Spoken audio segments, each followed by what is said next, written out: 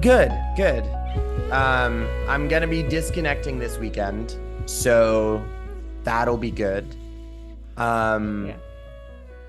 but overall, I'm good. I'm good. It's been a very interesting couple of days. I've been feeling very like neutral, which is a Okay. very weird vibe for me. Um, I haven't been resistant to a lot of things. I've like showed up to friends in a way that's also been very like neutral. Like not hmm where it's like I don't love them or anything like that, but it's just like something that's very like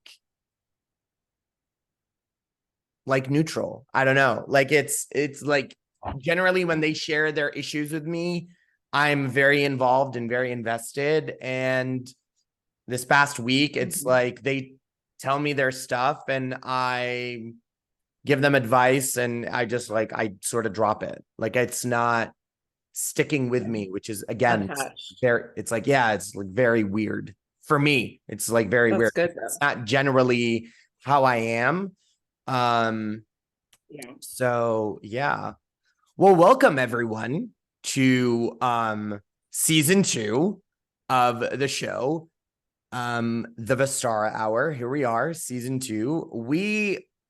Our hiatus was a lot longer than expected. Yes, it was.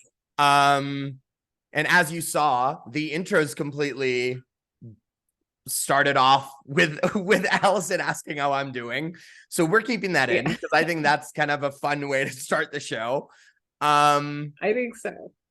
I it's been interesting. So we had initially decided that we were going to start at the beginning of this month. We were going to start releasing episodes at the beginning of September.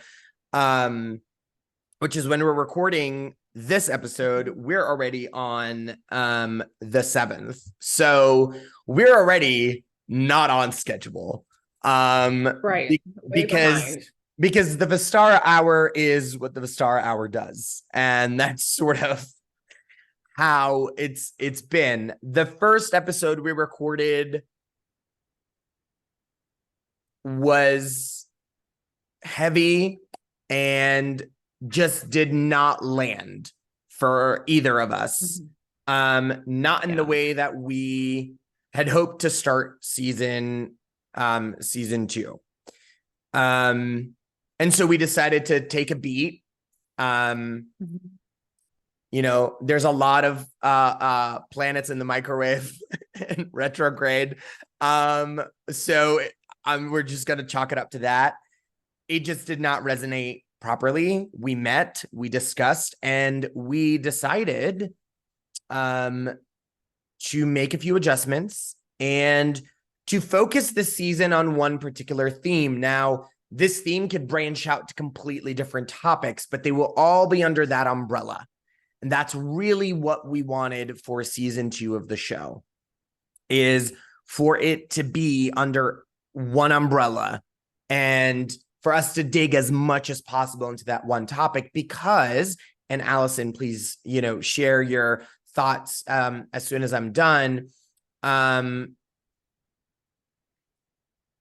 the episodes that we enjoyed the most in season 1 were the episodes that had multiple parts, because we were able to dig into a certain topic and really dig our feet and our hands into the soil and try to get to the root. And it just gave us an opportunity to truly understand a particular sense of life. And as you've constantly said, life and spirituality are the same thing. It's the same thing. Yeah. It's all the same thing. And so what we decided to do this season is to just do exactly that, but like season wise, and to Yeah. take one particular umbrella and to dig deep, deep, deep. Yes. And I know that season 2 probably won't be enough time to really dig deep into the topic of transformation. We started the Vistara Hour out as not really knowing what we were going to talk about. While we had our plan, but that plan didn't work out. When I look back at that list of things that we're going to talk about, what I really loved about season one is that one episode grew into the other, which grew into the other. And, and we ended up talking most of the season about the heart consciousness, which is such a lovely, wonderful, amazing, beautiful thing to talk about.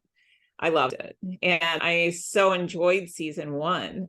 And season two, we're going to be talking about transformation. And we don't have our list of topics of stuff to talk about each week, because we know now that each week is going to grow into something different. And as far as starting late, I think it's all in divine time. We start when we're supposed to start. Everything is divine time. And talking about transformation, you and I have been through our own series of transformation. And I think when we tried to record the first one, you were in the midst of a transformation. And yeah, it was heavy and it was deep, but you were in the midst of a transformation. And I've been in the midst of a transformation. And I look forward to talking a little bit about all of that. But we also had like you going through your transformation. And then we had a hurricane here last week. And it was just like, okay, the Vistara Hour isn't meant to start yet. So here we are. And I'm really happy about it. I'm excited. Like that's all I could think about last night before I went to sleep with the Vistara Hour and recording today. It's good to be back. It's good to be back. One thing to be back. One thing that Allison and I also discussed is the fact that season 2 is just going to have more guests. And episode 3 of this season is going to have our first guest for season 2, someone that I'm super looking forward to talking with and having on the show. And again, the reason why we don't have a list of episodes, which every time we bring up the list of episodes for season 1, it just makes me laugh as to how like motivated we were about covering a lot of these topics. And we would like list a topic and we're like, whoa, mind blowing. Whoa. And then like, nope, didn't even mention it on the show. What's happening? Didn't even mention it on the show. Yeah. So the reason why we don't have a list this season is because ultimately we know we have a path, but the way in which we go on that path, that's up to us to decide. But we are on the highway that is transformation. We are on the road, the journey, the quest that is transformation, the adventure that is transformation. All we got to do is follow our heart compass and follow the North Star that is the Vistara Hour, and we'll know where to go each week. And so this week is sort of going to be a bit of a catch up. It's going to be a bit of a discussion as to the transformations that Allison and I have gone through since going off the air, since the end of season 1. I know Allison has a lot. She's been dealing with a lot, and so have I. And it's funny you mentioned that I was in the midst of the transformation when we recorded the original season 2 premiere. I feel like I walked into the transformation in the midst of the episode, which was sort of like, oh my God, what is happening on this show? And so now I'm in the midst of navigating it, but at least now that I know that that's where I am, I'm able to sort of navigate it in a way that is conscious, that is aware. And one of the things that I had mentioned as well before we started record, in the beginning of this episode, is that I'm at this beautiful neutral, and it feels very foreign to me to be at that state of neutrality, to be at that state of just calm. I have my outbursts every once in a while, like something will irritate me, but it's like that, like boop, and then it's gone. And then I'm back to that neutrality, which is again, a very different sort of state of being for me. But we'll dig into that once we start talking about our transformation journeys. I do want to allow you to start first. I sort of want to let you have that space, and we'll see where things go. I feel like on the topic of transformation, that we don't just transform one or two or three times in our lifetime. I think every moment, and I think every day and every moment is a series of transformation, as long as our heart is open and we want to see the truth. And I think that's what spirituality is really about, is being open and aware, and staying in the truth of the situation. And spirituality, walking the path of spirituality, doesn't promise that your life isn't going to be easy, or that your life is going to be easy, because it's not. We live in a crazy, crazy, crazy world.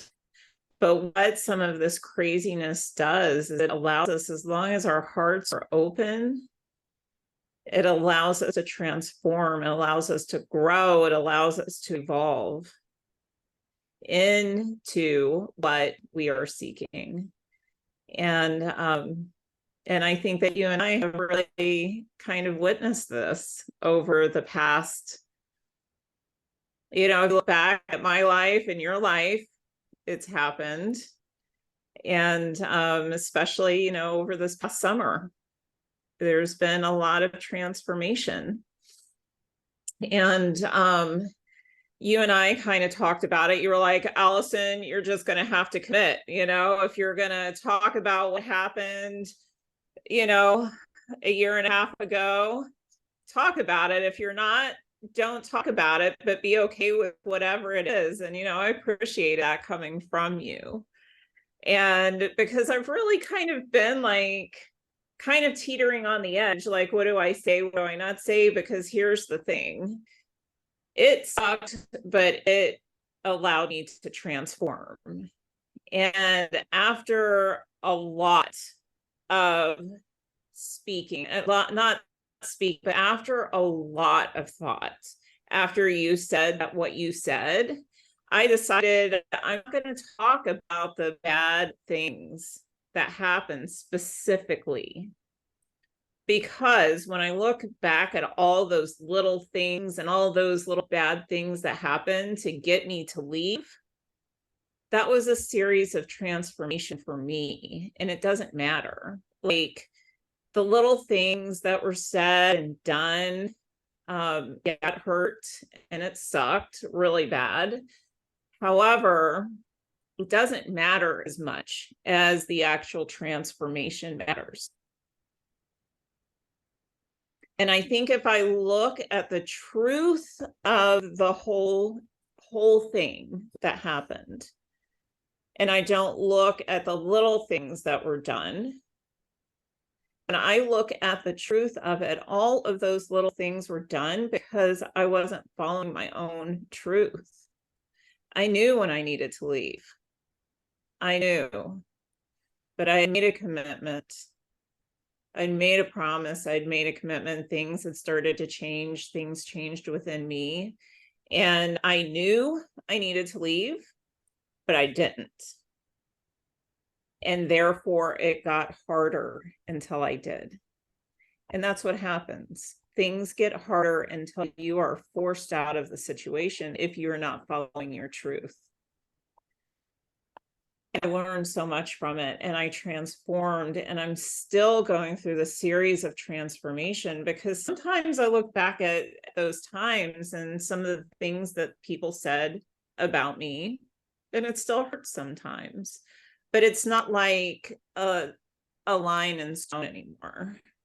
It's like a line in sand where it doesn't matter as much anymore. And that whole process and everything that I went through got me, yes, the hard way, but got me in touch with who I am. And it forced me to see my own truth. I remember a friend of mine saying before I actually left the group, maybe you'll just flounder out on your own for a while. And maybe you don't need a specific teacher right now, Allison, and you'll just flounder. And that scared me when she said that to me. And but once I was out, I realized that what I needed the most was me. And that's what I needed. Before I needed anybody, before I needed a teacher, before I needed other people in my life, what I needed was me. And that was the truth of all of it. I needed me. I needed to listen to me. I needed to honor me. I needed me. And before I found this group, before I found the last teacher, I prayed for a spiritual group to be a part of. And I got that spiritual group. I helped build that spiritual group. I helped turn it into what it was, played a big part. And I wasn't the only one that did it, but I played a big part in it. And it wasn't what I thought it was going to be. I had this thought in my head that spirituality was nice, that everybody was going to be nice. And I learned the hard way that's not always nice. And it hurt my heart. It really hurt my heart. And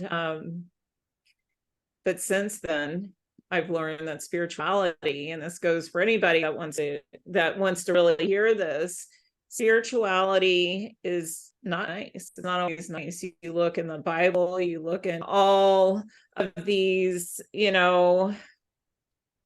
ancient scriptures, there's always fighting going on. Always. It's the battle of the good and the bad, and what we perceive as the good and bad within us. And whatever's in us gets reflected out here. And it definitely got reflected back towards me. And it hurt my heart. And when I left, I went through that huge transformation. And there were days that I laid in bed. There were days I cried. There were days I laughed. There were days that I didn't say much at all. But being with me, and only being with me, allowed me to transform into somebody that knows me a whole lot more. And I got into spirituality wanting to help the planet, wanting to help everybody that I could help. And now where I'm at is wanting to transform me. I went from a complete worldview back down to myself, because nothing out there can work and nothing out there can happen unless it's in here. It has to happen here first. So, and that's what I'm going to say about it. And I'm okay about what I'm going to say and what I've said so far. So, do you have anything to say about all of that, Alan? It's amazing. The thing that stood out the most to me is the fear that found you after your friend told you what she did. Because it's this thing that we spoke about somewhat in season 1, which is essentially when we surrender our being to someone else. And we surrender ourselves, or our fate. We put our fate in the hands of someone else. This is how religion works. You become reliant on this other entity to give you liberation, to give you freedom, to give you knowledge, to give you wisdom. Even now, I'm also guilty of this as well. We're constantly seeking knowledge from external sources because we have been so brutally conditioned to doubt our own self-discernment, to doubt our own inner wisdom, to doubt our own experience. We've been told that our experience doesn't matter. We've been told that our voice doesn't matter. We've been told that we don't know as much as we think we do. It's constantly being fed to us that we are less than, when the truth of the matter is we are creations of our Heavenly Father. We are creations of God. We are creations of our Heavenly Father and our Divine Mother. We know way more than we think we do. We don't know everything, but we know way more than we think we do.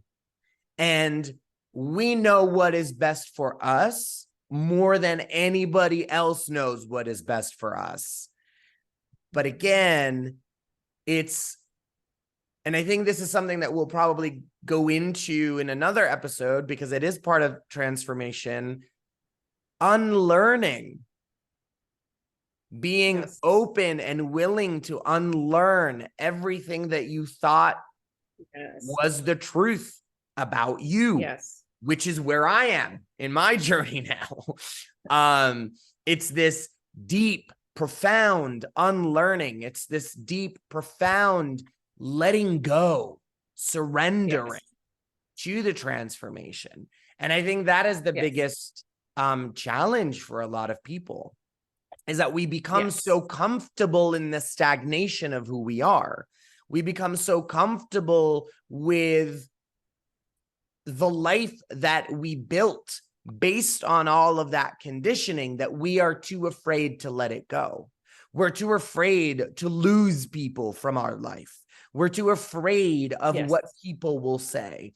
We're too afraid of being judged again, being criticized again.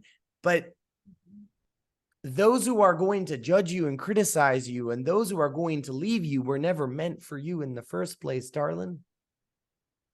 And they're going to judge and criticize anyways. We have to be okay with it.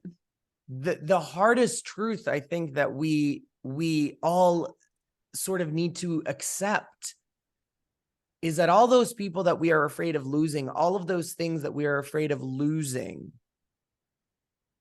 by transforming, by liberating ourselves from that conditioning, from what society taught us, from what we also allowed ourselves to consume. The harsh reality that we have to face is the stuff that we fear to lose are the stuff that we attracted when we were in a state that was not our highest purpose, or was not our highest good, or was not our highest self. We attracted those things when we were vibrating at a frequency that may not have been in alignment with our heart, that may not have been in alignment with our soul, that may not have been in alignment with our Heavenly Father and Divine Mother. Or it may have been at that time. But as you know, we transform, we change. Everything changes. So we start growing and we grow out of that. Life doesn't wait for no one. No, it doesn't. And there's no way off that train. No way off that train. And the funny thing is that when we look at, because I mentioned life, but when we look at our planet, if we look at our planet, if we look at Mother Earth, and we look at all the creatures, plant life, animals, if we look at all of that, they are all constantly changing. The seasons change, animals change, bugs change. Certain animals actually shed their skin. Certain animals actually physically transform into other things. Caterpillars become cocoons. Cocoons become, break out and you get a butterfly. There is so much transformation all the time. Even down to the wind current. The wind current can change on a whim. So why are we so afraid of being like the wind, of being like nature? Why are we so afraid? That's a really good question. I know for me, it was this belief system that I needed that certain teacher. I needed that person in my life because I attracted that person in my life to teach me things. And that was supposed to be forever. It was a belief system that I had about myself. And I had to let that belief system go, that attachment. It was an attachment to what I thought I needed. Yeah. But the divine was like, hey, we brought this person into your life for a reason, but that reason had a season. And we tried to tell you when to go. Yep. We tried to tell you when to go, and you didn't go. So you had to learn even more. So yeah, for me, it's a belief system and an attachment to that belief system that I had. And I find that a lot of times with religion, you know, people have these belief systems. And about a year or so ago, my mother took this course. It was called Women's Mystic School. And it was fascinating. It was really, really fascinating to listen to my mother speak about this once a month class that she did. And it was all about these female mystics. And a lot of their stories were, how did they get there? How did they get there? And they did not get there by being obedient to man-made rules. They knew, all of them knew that there was something more for them. And their transformation wasn't easy. It was hard. A lot of their transformations were hard, but they touched the world in such a profound way because they were not obedient to man-made rules. They stayed in their truth. And for me, that is the biggest form of transformation, is staying within my truth and surrendering to that truth of who I am and what is needed at the moment. So spirituality really is about awareness, and it's about truth. It's not about our lives getting easy. It's not about all the problems going away. It's about staying in that truth. And years ago, I thought that Dharma was a big thing. Like, Dharma is what I'm meant to do on this planet, and this is it. This is my box of Dharma, and this is it. And Dharma isn't that. Dharma is living in your truth at every single moment, every single day. When something comes up, ask yourself, what's my truth in this moment? What is the truth in this moment? And that keeps me here. It keeps me centered. It keeps it real for me, instead of getting defensive and shooting back at what I think, because I don't know anything, what I think it is. When I sit back and ask myself, what is the truth of this moment? What does this moment need? Because every moment needs the truth. Every moment needs the truth. And sometimes the truth of the moment is sitting back and listening. Sometimes it's not. But every moment is a dharmic moment. It is living in the truth of every moment. And that's where transformation comes from. Sometimes we can't fall in alignment with obedience to what a teacher is telling us, because that's our truth. And if you think about it, we're just listening to what other people have to say about what their truth is. Some people have to go the straight and narrow, some people don't, but all paths lead back to one. And we all have to do it in alignment with who we are at every moment. And if we keep that truth happening at every moment, transformation happens. A new understanding of something is born. Something is let go of, something new is reborn, something else is maintained at all times. At all times, you know, a bird is a bird, and the bird does the bird. A tree is a tree, and the tree does the tree, you know. The It's like lion is the lion. we're the only beings on this planet that have no freaking idea what the heck we're here for. Right, because we're It's listening to somebody else telling us how to live.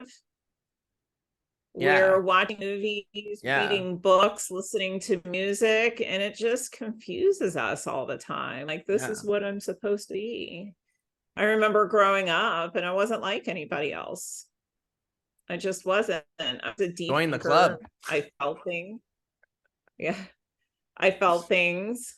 And I remember my next door neighbor's dog had puppies, and she had so many puppies it killed her. And I think she had like 11 or 12 puppies. I don't know, but there were puppies dying. The mom died. There were puppies dying, and these people Horror next door, they movie. were just trying to keep the puppies alive. And they were trying to feed them, and it was a lot of work to try to just be there and feed these puppies and try to keep as many of these puppies alive as they could. And you know, this was back what, like in the 1980s or whatever, so it wasn't common to put all the puppies in a box and take them to a vet. Right. Now Right. there would be rescue centers. Right. Where I Yeah. grew up in the country in Kernersville, North Carolina, it just wasn't like that. And so this family had to like band together and try to feed these puppies all night long and still go to school and still go to work. And I went over there to see the puppies, and there was a puppy dying. And I felt that puppy dying. Like, I physically felt that puppy dying. And I wanted to save the puppy. I just wanted to save the puppy.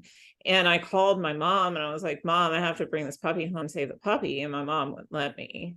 And everybody was trying to tell me to allow nature to take a course. But I physically felt this puppy dying.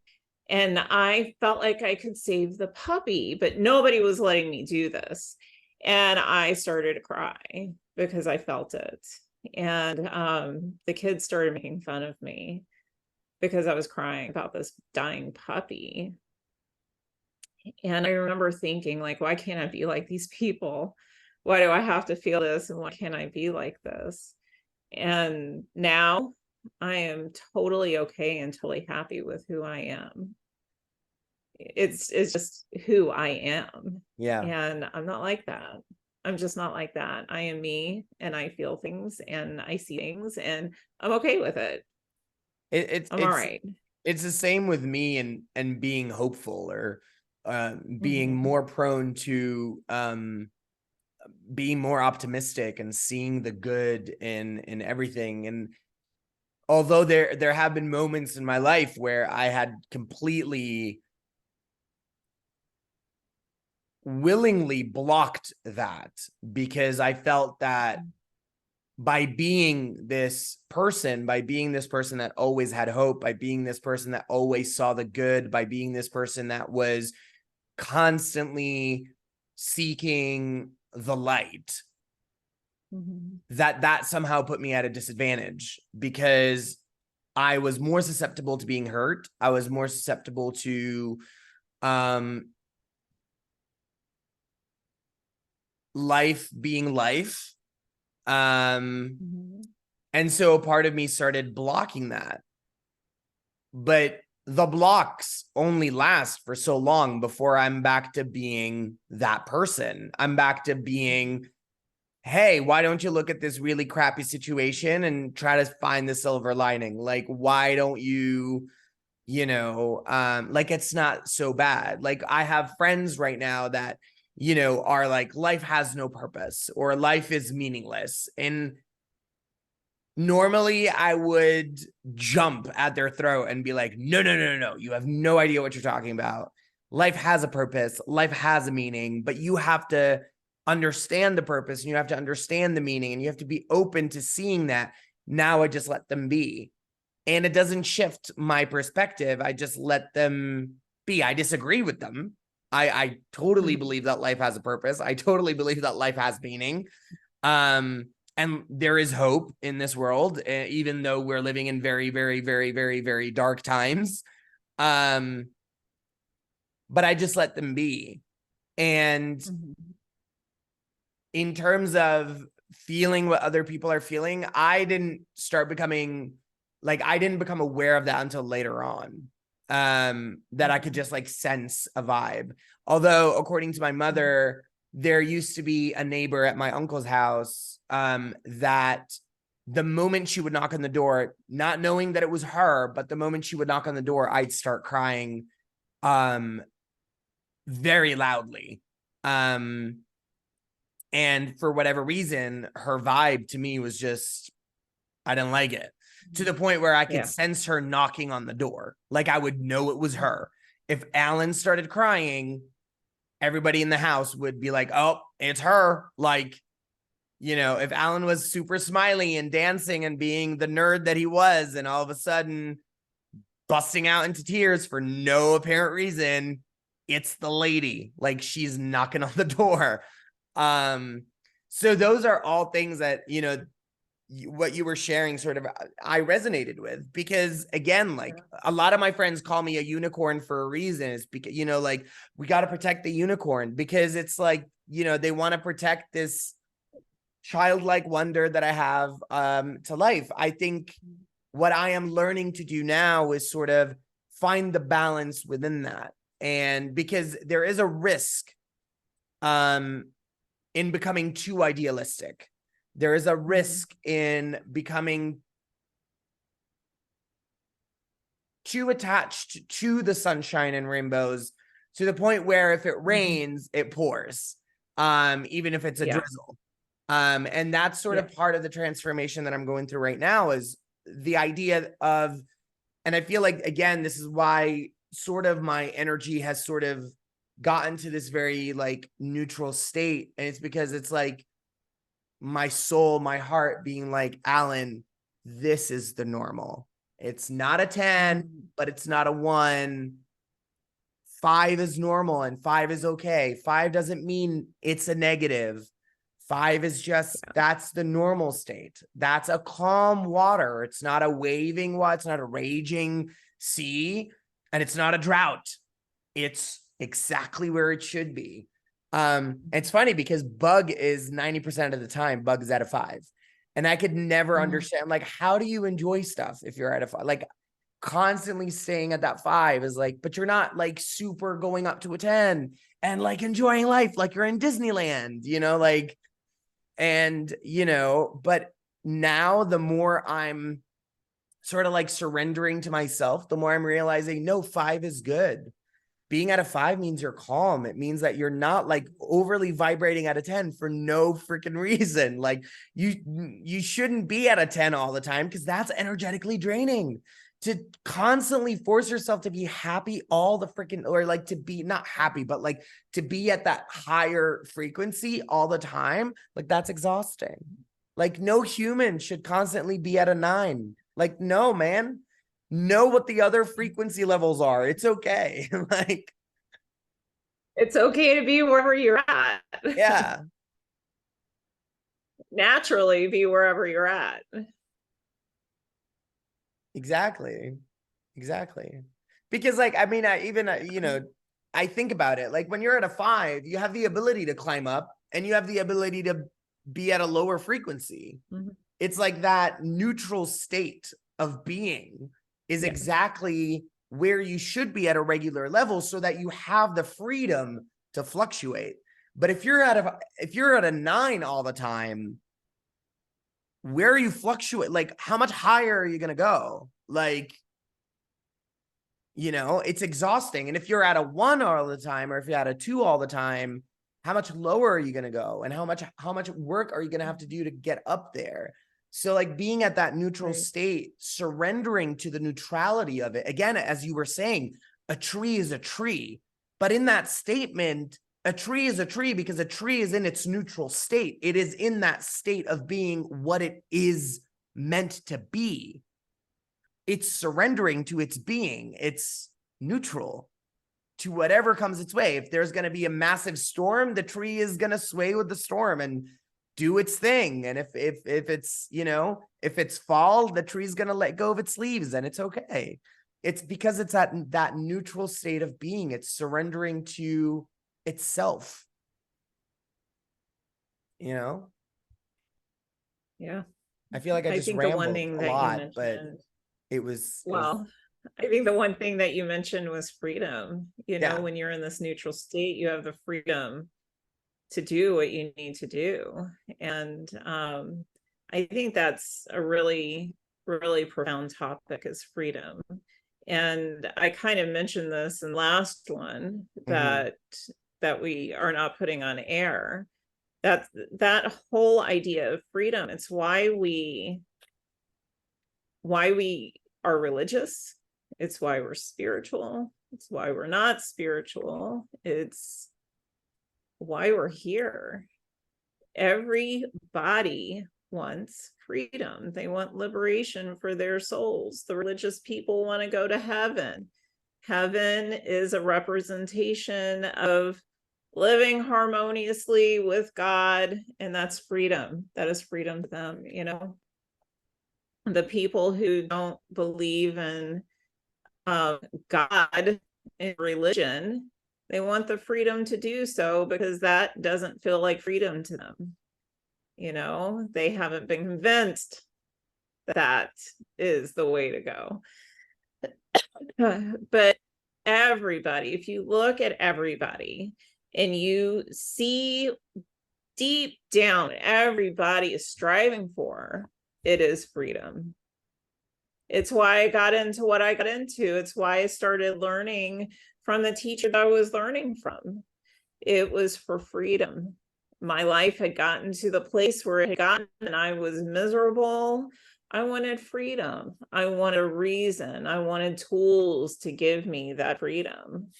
And that's what attracted me to what I was doing, was the little carrot, the dangling carrot in front of my face that said freedom. And I'm going to share something right after I left the group. Right before I left the group, there was a lady who passed away from cancer. And so she passed away, gosh, late 2001. I mean, not 2001, 2021. And I left the group early 2022. And right after I left the group, I had a dream about her. And a lot of times my messages come through dreams. And in this dream, she's standing in front of me and she said, "Do you want to see? You want to see?" And I said, "Yeah, I want to see." And she took me to a place with no form. And do you remember that Robin Williams movie, What Dreams May Come? Yes. It's With such a all the beautiful vibrant film. colors, all the vibrant colors. And there was a place of no form, but it was everything.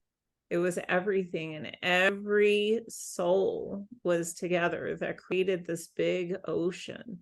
It wasn't even a web, it was an ocean which encompassed everything that was in form. And this is really hard to express, but it encompassed everything that was in form and everything that was out of form. And all these souls were together, kind of merged together, but yet individual. And nothing mattered. And there was this vibration happening within all of these souls that encompassed the form and the formless. And it was almost like a mantra was being spoken, but with all of these souls there was a vibration that was happening. It wasn't loud, it was just kind of underneath the surface there, and all these souls were merged together. And it was beautiful, and it was free. It was freedom because they encompass it all, the form and the formless. And then all of the sudden, and I knew, like, I was looking at this ocean that was everything. That was everything. It was all of nature. It was all of us. It was everything. And I'm looking at this ocean of everything. And she says, now I'm going to show you something. And she goes back into her body. And all of a sudden, her pain started again. And I was worried about her. I was like, does this hurt? And she just was like kind of out of it. And she said, yes, it hurts. And then she goes out of her body again, and she's back in to the ocean that encompasses everything. And then she comes back to her body and she says, I want to show you this. And she comes back to her body and she's in pain again.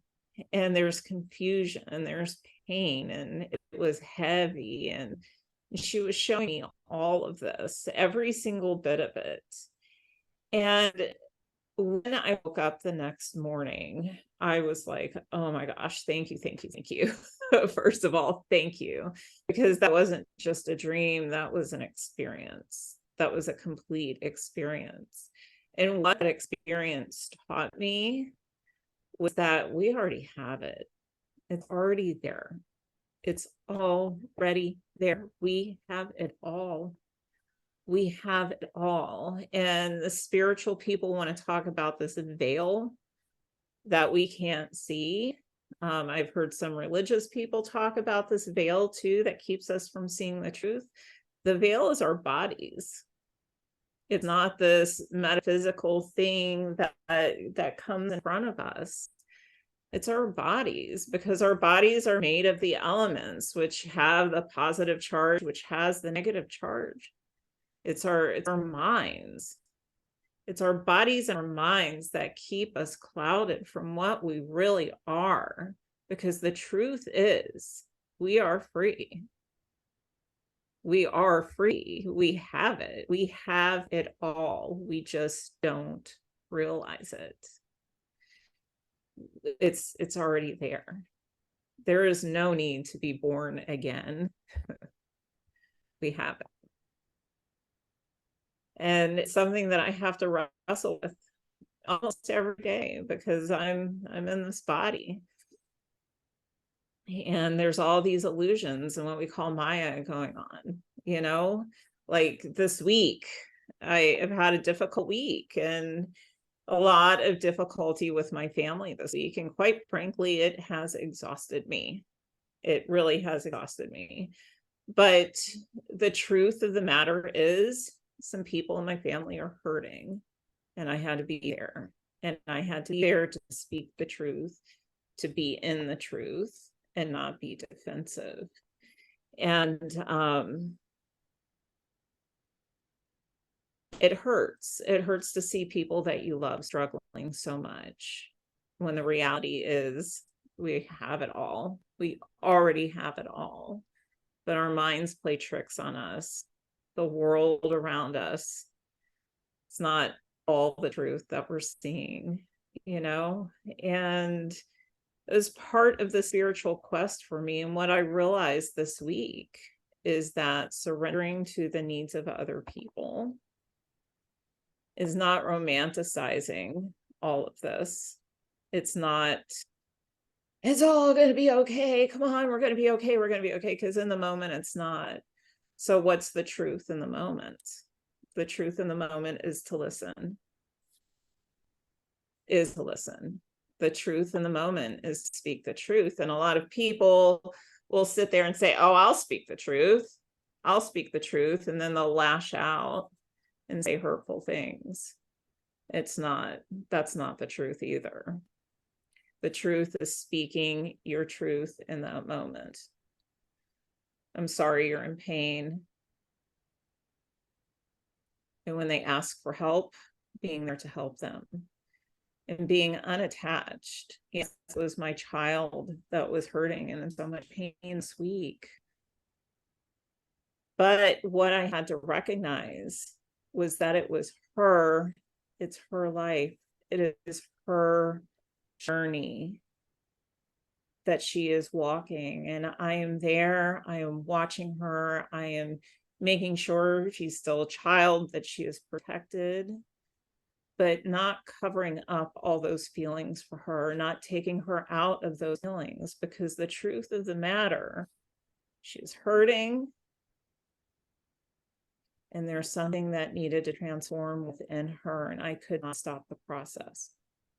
And that is the truth of the moment, and that is living in the truth.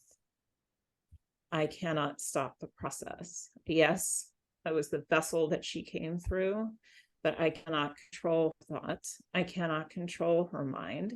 I cannot control what she decides to do with herself. I can't do that. The only thing I can do is be there and speak the truth when it is called for, and be that support system for her without being attached. And when I take away the attachment, living in the truth and allowing people to the freedom to express themselves in the way that they need to, that's huge. That is huge. Not all of us do that. I didn't do that years ago because it hurt me to see other people in pain. So I wasn't giving people the freedom to express themselves in the way they needed to express themselves because it hurt, you know? Yeah, so surrendering. It's almost like you're also not allowing the person to experience the pain when you try to, it goes back to that story that you once told me about the old man who helps a butterfly break out of the cocoon too early. It's like you think you're doing it a favor, but you're actually hindering that butterfly because you're not letting it experience the struggle that it needs to experience before it breaks out of the cocoon.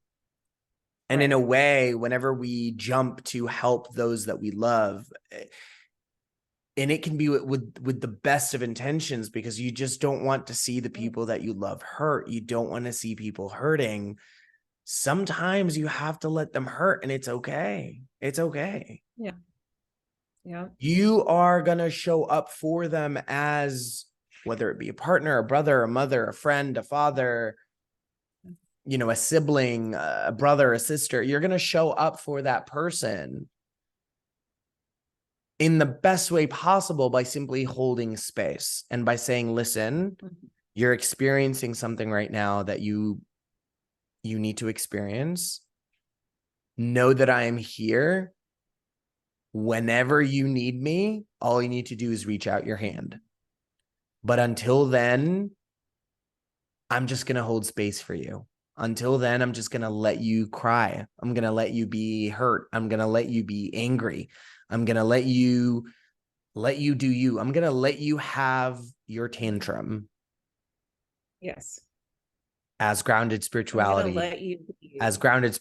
says, I'm going to let you have your tantrum. He mentioned that a few times early in the book. I'm going to let his book. Jeff Brown wrote an amazing book called Grounded Spirituality.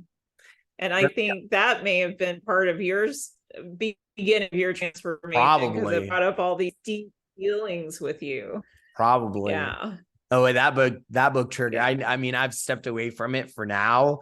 But that book triggered me. I was like, bro, you need to stop being so angry in your book. But I remember that part, and I sort of resonated again. Like, it wasn't that the whole book was, or the whole part of the book that I read was like completely not resonating. And it's not the information that wasn't resonating. I think it was mostly the tone of the book that, and I think I expressed that to you. I was like, I feel like he's just a very hurt young boy, and he's expressing all his hurt in this book. And but I the part where he talks about allowing your body to have a tantrum, if it needs to shake, if it needs to flail, allow that energy to exit out of your body. And the only way that you can, if a loved one were to walk in and see you writhing on the floor, they're going to run to your aid. They're going to be like, what's going on? But sometimes just standing there and be like, oh, okay, they're having a tantrum. I'll be back when they need me. that might be okay. Like, that's okay. Like, let them have a tantrum. Let them cry. Like, crying is okay. Being angry is okay. Being hurt is okay. It's not the end of the world. And one of the biggest things that I had to learn in my relationship is that if a person needs space, if they need space, if they're hurting, if they need time to cry, if they need time to be angry, doesn't mean that you're going to break up. Like, it doesn't mean it's the end of the freaking relationship if the partner is angry and needs time to pout and needs time to be angry and needs time to be hurt or needs time to cry. Doesn't mean that you're going to break up in 30 seconds. Right. It just I'm so glad you're there. It just means that in this moment, I need to be pissy, and I need you to let me to be pissy, because if you don't let me be pissy, that's what's going to lead to resentment, frustration, and potentially the breakup that you freaking are nervous about. Right. Like, that is what self-sabotage is. But again, it's all of our traumas that take over. It's all of our fears that take over. It's all of our negative experiences that take over. And that's why we become so reactionary. And that's why we start holding on to the things that we love to the point where we overprotect them to the point of suffocation. And, learning to love someone without suffocating them it's a tightrope. Because, in our mind, it's like, but that's what love is. It's like, no. Love doesn't cage. No, love doesn't cage. Unconditional love is freedom. Love doesn't cage. Love doesn't put you in a box and tells you that that's who you are and that's what you need to be and that's how you need to behave and that's how you need to react and that's how you need to live. That's not love. That's programming. That is programming. That absolutely right. Yoda, one of the lines that Yoda says that I absolutely love.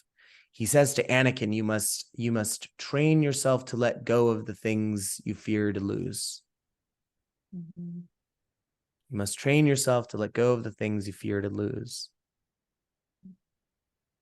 And that's all of it right there. It's like you have to train yourself to let go of the things you fear to lose, the things you love, the things you don't want to lose. And that sort of like links back to what I was saying way earlier in the podcast. Like, what are we afraid of? We're afraid of losing the things that we love. That's what we're afraid of. And that could literally be, which is where I was, the last time we were recording. It's like fear of losing myself. Like, I fear losing myself, but it's like the myself that I fear losing is no longer there to begin with, because I've already started this transformative process. So what I'm holding on to is a figment of my own imagination, because that version of me has already been shed. It's the idea of that version of me that is here in the monkey mind, that constantly projects it like a movie. And whenever you step outside of that movie and you start improvising because you are trying to, much like the mystic, the women who are mystics, disobey the movie and go off script, that's when that inner panic sets in, because you're like, wait a minute, what am I doing? I'm stepping out of bounds. But that's how you know that you're on the right path, because if you're not feeling the churn, if you're not feeling that friction, if you're not feeling that shedding of your skin, then newsflash, you're in stagnation, because energy is constantly in motion. Energy is constantly changing. Everything around you is constantly changing. It's that song from Keen, the band Keen. The song goes, everybody's changing, but I am still the same. You don't want that for yourself. Everything is changing, but I am still the same. That's the not everybody. No. But you don't want that for There yourself. is, You don't want to I be have stuck to in that say, stagnation. Yeah, go ahead. Sorry. right. Sorry, I'm sorry. No, I no, do you're have to good. say, though, that as that change is happening, the friction, the feeling of the friction does change. Yeah. Like before I left the group, the friction was terrible. It was terrible. Oh, It yeah, was yeah, yeah. terrible. It was awful. And the friction within me was like, I can't even explain friction. You know, I don't think the friction, because we are in these bodies, goes away. Mm, But when I mm, finally surrendered to, hey, listen, this is not where I'm at anymore. I want to be here, but I'm not. And this is not where I'm at. And leaving granted me the freedom that I needed to have. And that freedom was so expansive. Like mm. I felt like I had gotten out of this box that I was just like trying to bust Right. out of. Yeah, yeah, yeah, yeah, yeah. The friction didn't go away in all aspects, but it wasn't the same. Right. There was this freedom within the friction. Like, okay, now that I'm out, I'm experiencing this friction. Now I don't have to follow these rules. I can follow my own truth. So I can be who I am in this moment. so if I were to take what you just said with that clarification in mind and go back to what I was saying, would it be a better framing to say, if you're feeling friction that is uncomfortable, this is your soul basically telling you you're stagnating and you're not surrendering to transformation. You're not surrendering to change. That's when you're going to feel the friction the loudest, it Yeah. feels like. You're going to I feel mean, we that can like feel, this isn't, you're not where you need to be. You're not where you need to be. Like this, you're it's not going to get louder and surrendering. louder and louder the more you stagnate. So it's not that you should be feeling the friction um, or that loudness of that friction or the discomfort of the friction if you're not stagnating. It's the other way around. It's you're going to feel uncomfortable friction if you're stagnating, if you're not surrendering to the change. And once you surrender to the change, the friction will be there, but it's a different kind of friction because that friction is almost like is in harmony with your transformation. It's not, you're not resisting the transformation. So the friction isn't working against you. It's actually working for you because if you're not in friction, you're not moving forward. You're not shedding what needs to be shed. Right. There we go. This is a Vistara Hour aha moment. Yes. I mean, there's usually friction for change. You know, if you look at God as the generator, operator, and And destroyer, within destroyer. that Yeah. destruction, there is friction. And it's Yeah. happening all the time. The cells in our body are being destroyed for new cells to be reborn every single day. It's happening. It's happening in the whole cosmic, universe at every single millisecond. Everything does it. It's when we resist that, and there is some friction within that destruction, But as but you said, with it's the like it's a knowledge that different something is friction. Yeah. being reborn. Yeah, something is being reborn. I don't know what that is. Like when I left, I didn't know what it was. I didn't know. I left and I cried and I beat myself up. And then eventually I surrendered to myself and Right. I allowed myself to be. And you witnessed that whole process for me. Yeah. But as soon as I surrendered to what I needed to be, rather than what I thought I needed to be and what I thought I needed to do, that friction changed. Yes, the friction was there. It Right. was there because I had to destroy and I had to let go of what I thought my life would look like and what I thought I needed to do. I had to let it go. But the thing was, is I wasn't following strict rules anymore. Right. I had the freedom to choose for me what I needed to do.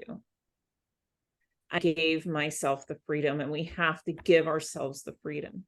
And when we are living in the truth, when we are really, really, really living within our truth, we're not going to be committing all of these sins and all of these atrocities to hurt other people. Right. Right. Because we're living in alignment with who we are. And in alignment. And we're not sitting there with somebody telling us how to be or how to handle a situation. We have freedom. Right. If we surrender, we have freedom to choose. There's so much freedom within surrender. A lot of people think that surrender is caging. Right. But I think I sent you a reel yesterday that it is just yielding to the change. Yielding to the change. Yeah, it is. Okay, this is happening. And I had the freedom. I gave myself freedom. And that's the thing. People have to give themselves freedom. You can't look at another person and say, give me freedom. It's not going to happen. Right. You have to give yourself the freedom to be who you are and to feel what you need to feel and be what you need to be and make the choices that you need to make. And in that freedom, when you give yourself the freedom, you give other people the freedom too. Right. There are people in that group that are pissed off at me. It's okay. I still see some of them several times a week. Our kids go to school together. I'm not kidding you. One of them sticks his nose up and walks right by me like I don't exist. But here's the thing. It's okay. Let them. Yeah. He has the freedom to express himself in any way he needs to do it. It's like Mel Robbins. It's like Mel Robbins has this thing that she said in a reel, the let them policy. If they want to call you, let them. If they don't want to call you, let them. If they want to listen to your advice, let them. If they don't want to listen to your advice, let them. Let them do what they need to do for them. Yeah. Because more often than not, when you let them, then they're going to show you who they truly are deep down, because they have the freedom to show you. And then you have the freedom to decide whether or not you want them in your life. Let them. Exactly. Let them. Give yourself the freedom and give other people that same freedom. I feel like that's what Jesus should have said. It's not like love thy neighbor as thyself. It's free thy neighbor as you would free thyself. That's what it should have been. And maybe he did. Maybe it's maybe he did. Very true. You know? Very true.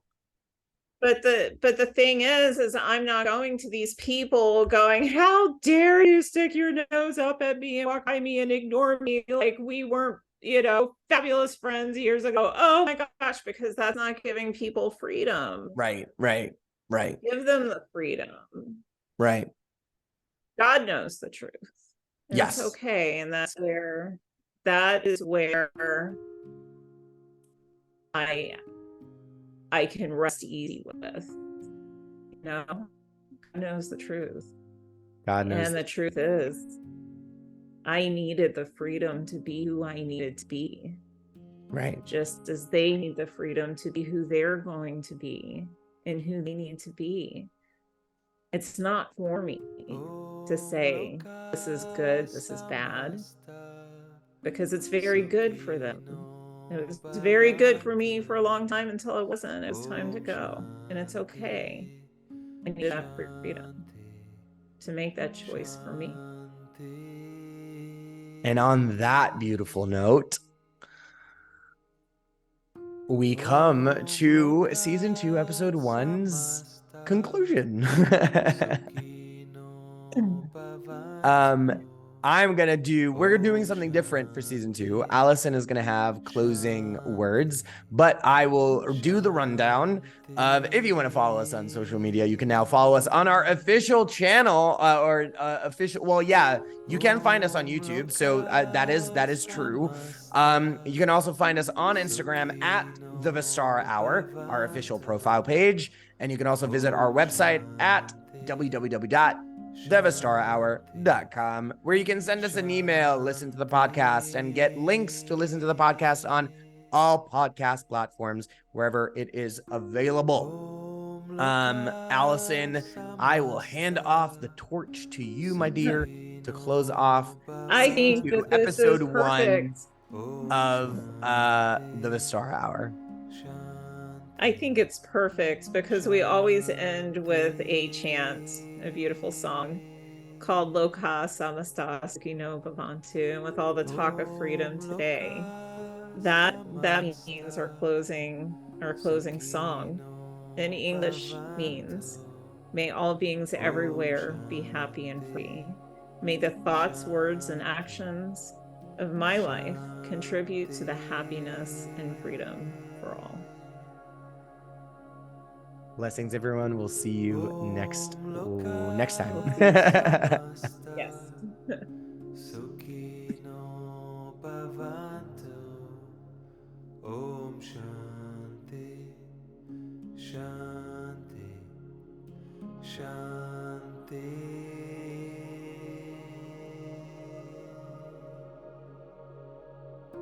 Om Loka Samasta Sukhino Bhavantu. Om Shanti, Shanti, Shanti.